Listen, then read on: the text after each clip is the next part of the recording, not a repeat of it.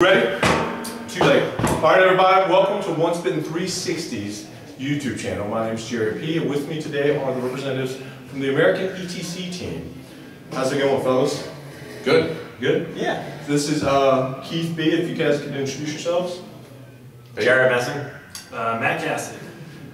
Well, we're here at the Masters today. The Masters starts tomorrow, and we just kind of wanted to bring the ETC guys to go over some of the bad flack you guys received from the U.S. community. So hopefully we can build some bridges here rather than just burn them down. Obviously, the American ETC team has a pretty frowned upon reputation at times with the U.S. community as a whole. And starting with you, Matt, what are some of the misconceptions? Give it the easy one. So what are some of the misconceptions that you think the general Warhammer Fantasy community across the U.S. has with the ETC team?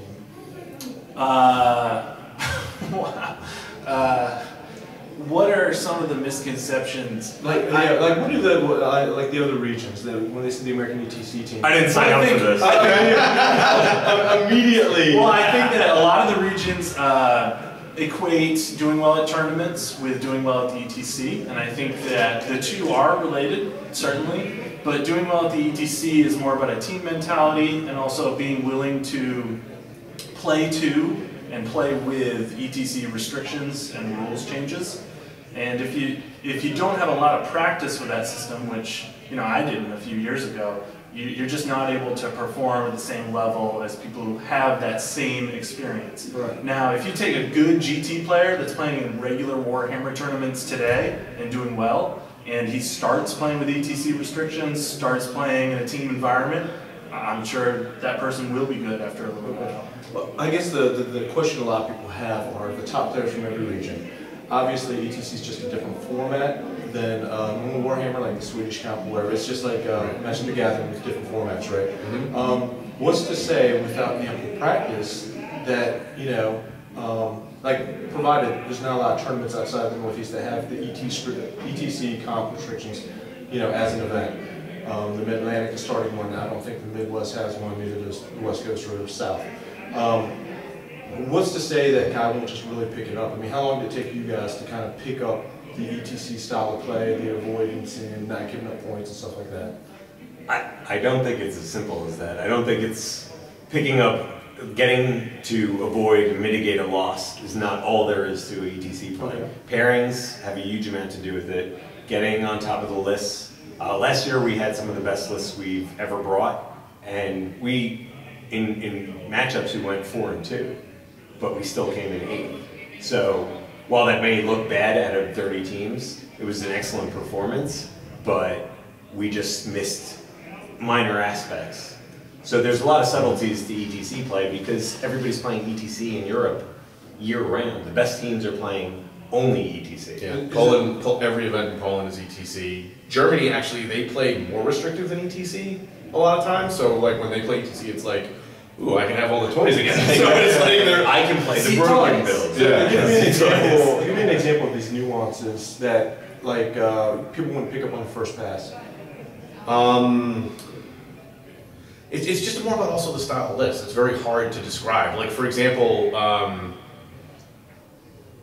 what's a good example? Well, for example, last year. It's probably one of the Yes. Yeah. Magic is a good example. If you want to. Jerry just spilled all over himself. Do it. I think it's a computer. Keep rolling. Yeah, all right. Well, keep it with us. The Magic system makes a huge difference between traditional Warhammer and ETC Warhammer. And getting used to playing a Magic system where you're throwing 3 to 5 dice at spells and 5 is your maximum is a lot different than going for a 6 dice. I got my irresistible, or I got off my 20 plus to cast spell. I just pissed myself. Yeah. But it's also just you're not designing a list for a GT. It's probably one of the hardest things.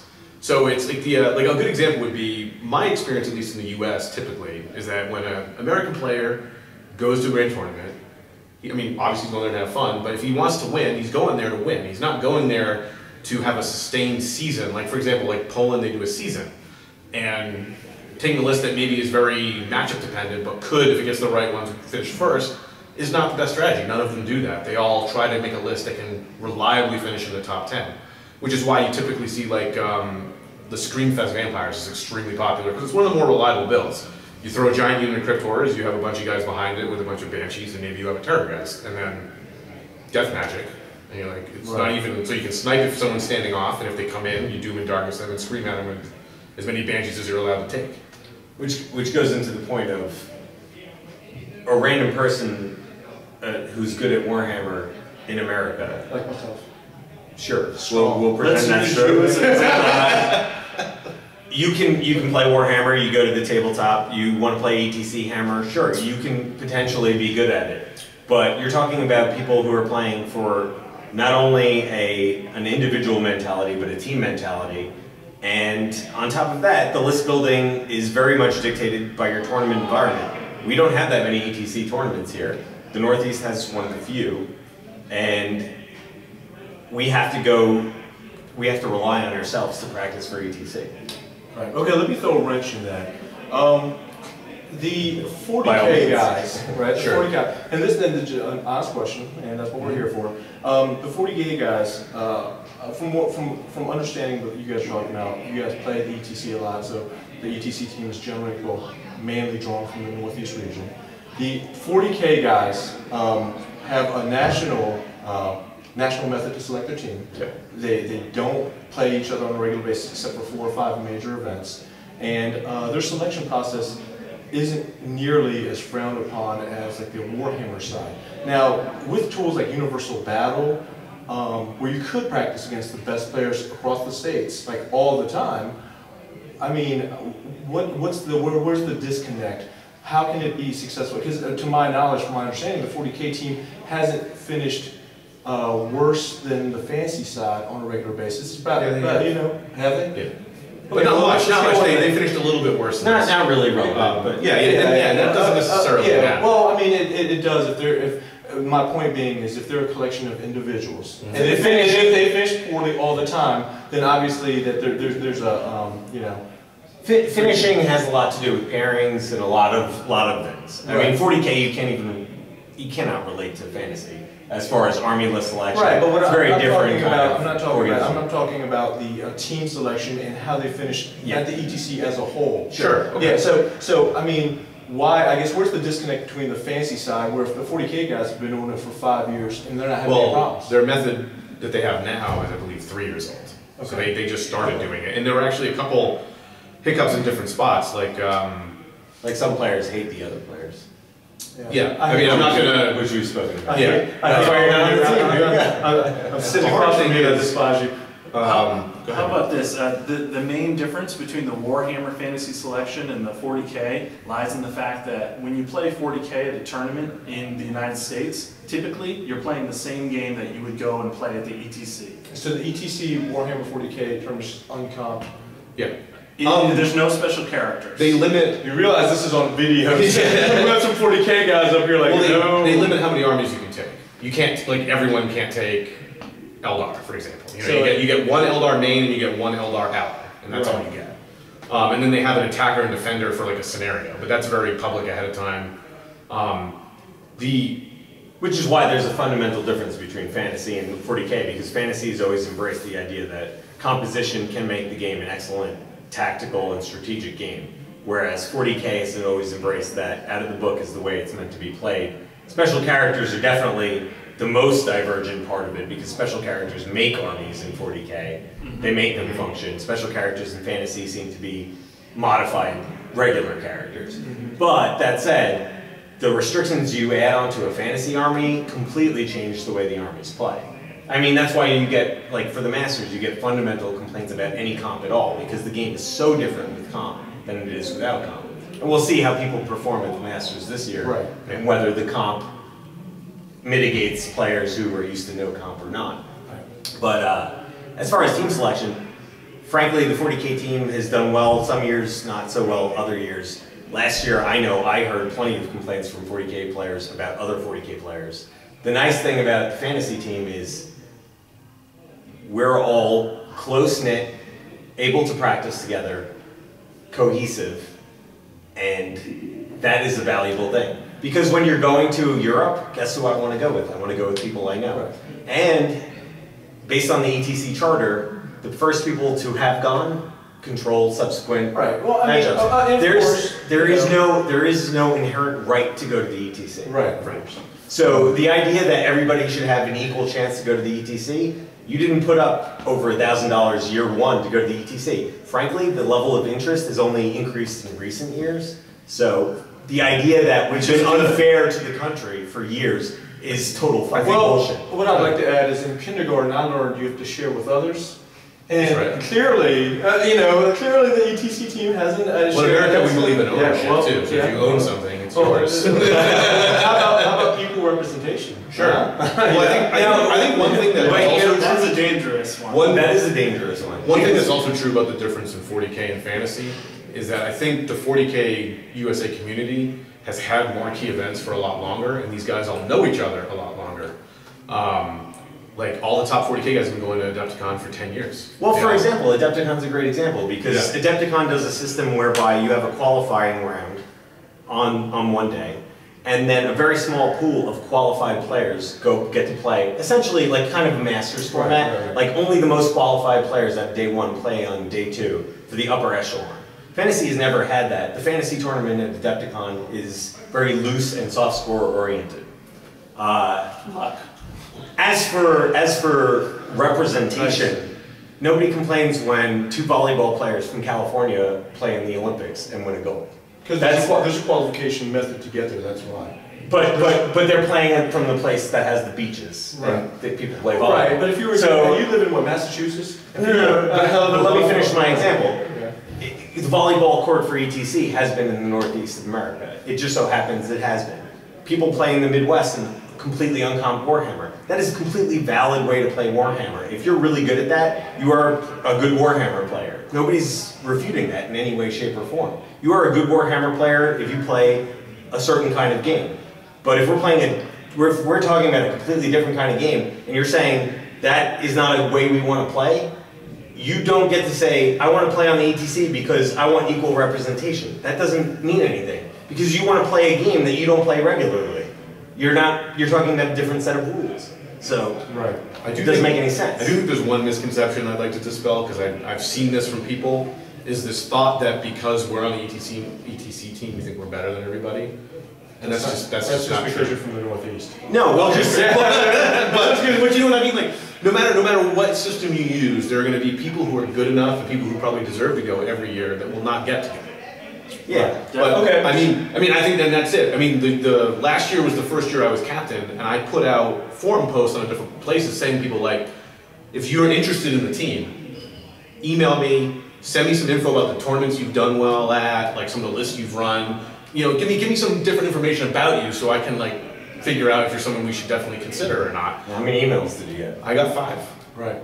You know, so when there's overwhelming people who are like, yeah, let's go to ETC, I'm like, A lot of people talk about ETC you and know? have no interest in going to ETC. Right. Also, if we're talking about regions most qualified to go to the ETC, we have a Masters this weekend. Yes. So if Yes. the Northeast performs the best, should everybody shut the fuck up? Yeah, well, I think what you have to look at is... What do you think from that? Do you think everybody should shut up if the Northeast does the best this weekend? No, I think how it has to be is, and let's go into the next question. Okay. In 5 years, with the American ETC team, now that we have the Masters, now we have bragging rights, now we have, Adepticon is a national event a lot of regions go to. Sure. Now that we have a larger event that are bringing more people from around the country,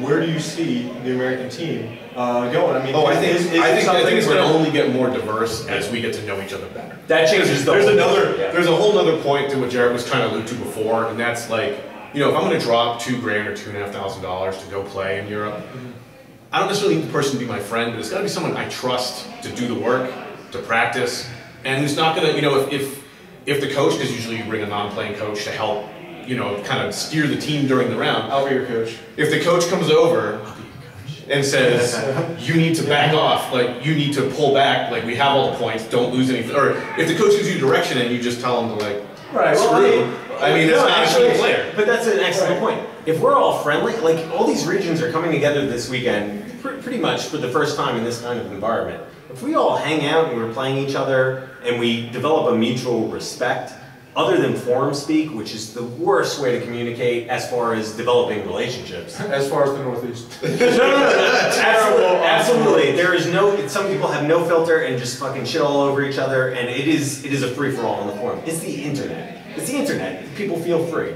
People are bored at work. I was bored at work when I didn't have better things to do during the day, and you know, you just feel free to say whatever you want. Right. But this weekend we're all drinking beers together. We're hanging out.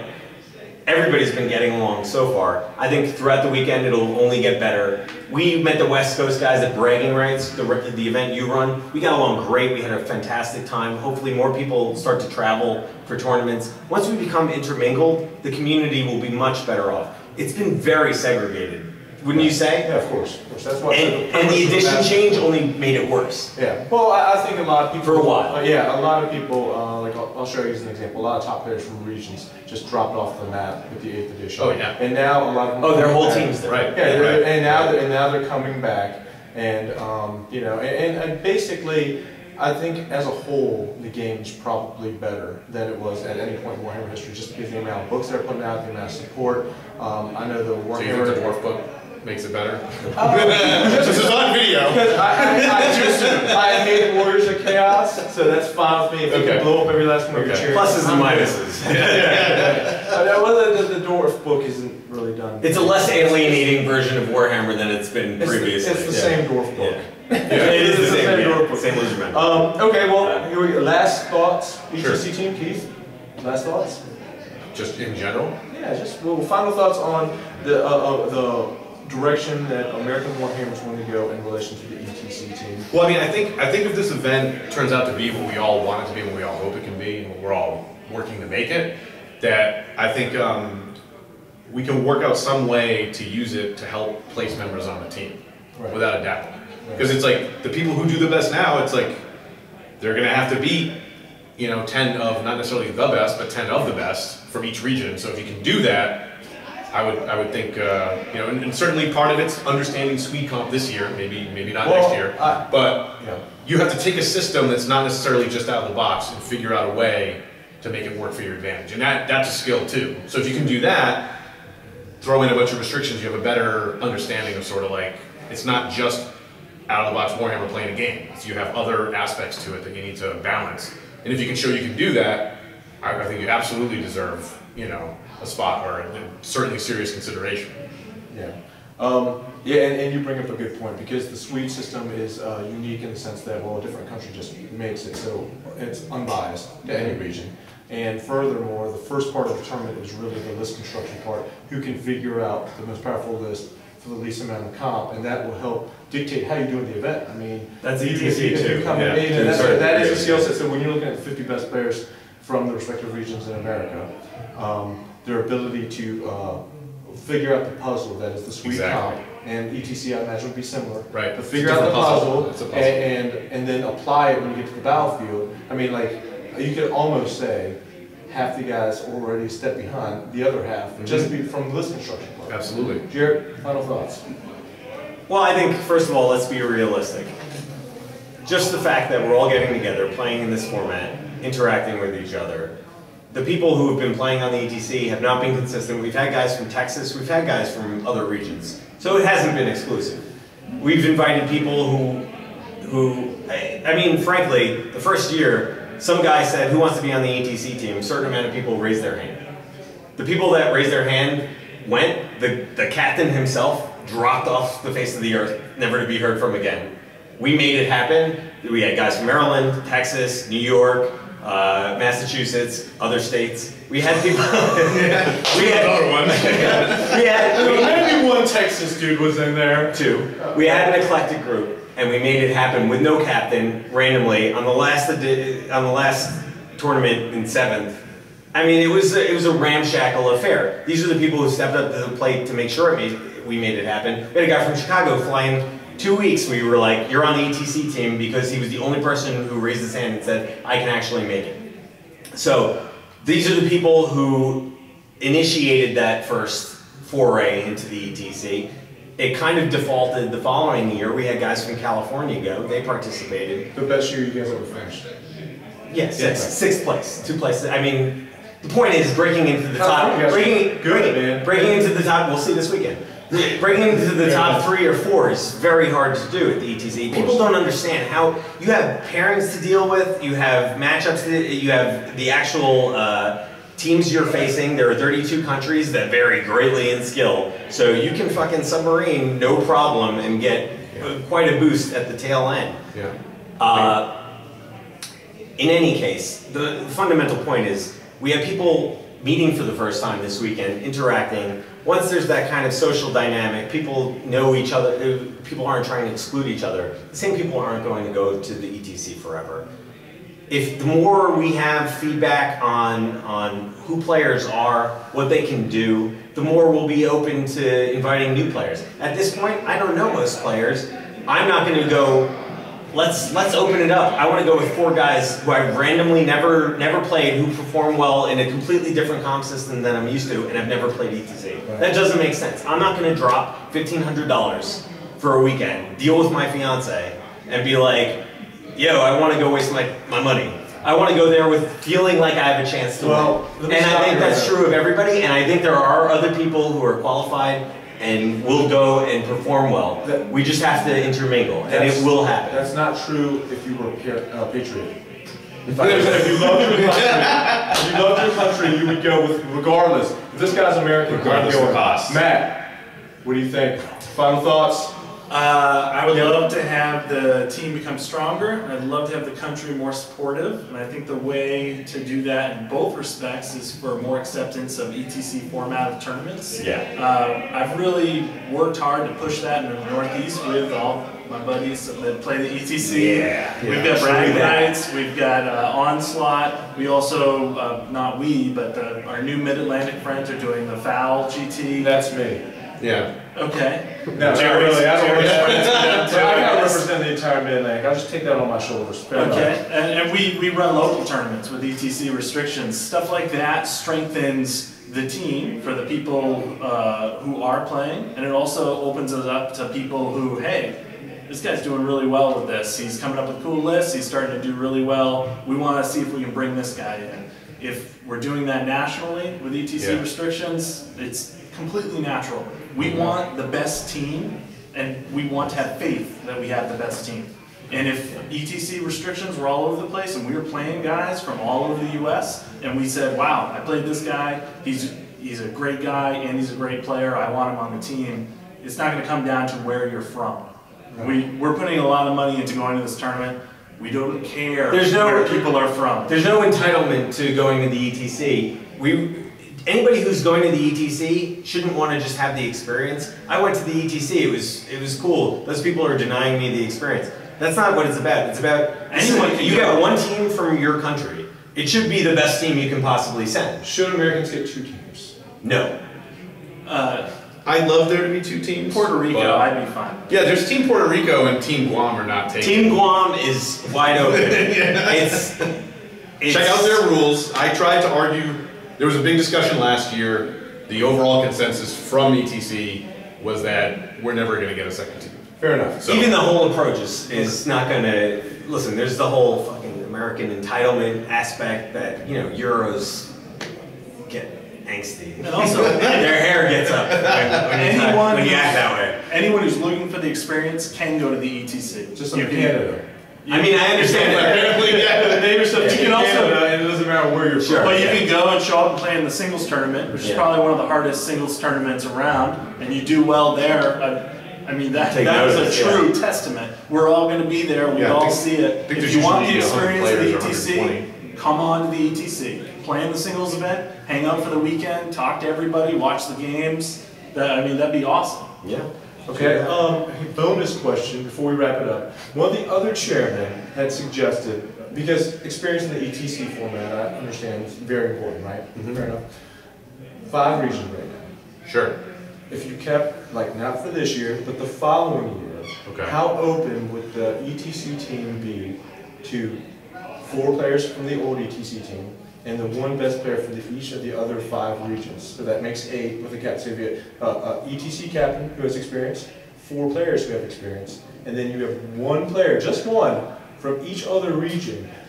Would you guys, and I know this is a tough question to put on camera, but would you guys be open to something like that? The problem with that is We've got more than a year. We've got 18 the months. idea that you get the best player from 4 regions doesn't even make sense, because now you're saying that it has to be spread around regions. There's nothing inherently about the ETC that says it needs to be spread state to state. Clearly, where do you clearly there's not, right? I mean, clearly there's But not. what are you saying? It's like, But we're all from the United States. Listen, like I said before, if the best ice skater is from Washington State, she's not representing the country because she's from Washington State. So fuck her because she's not from New York. No, that doesn't make any sense. But also, Well, I've already ruined that concept. Clearly. But if, for example, if the 4th player is from the Southeast and he comes in 15th, why would we take him over the person who came in 9th? Let's not look at it in a vacuum. I'm not suggesting that, hey, everyone's,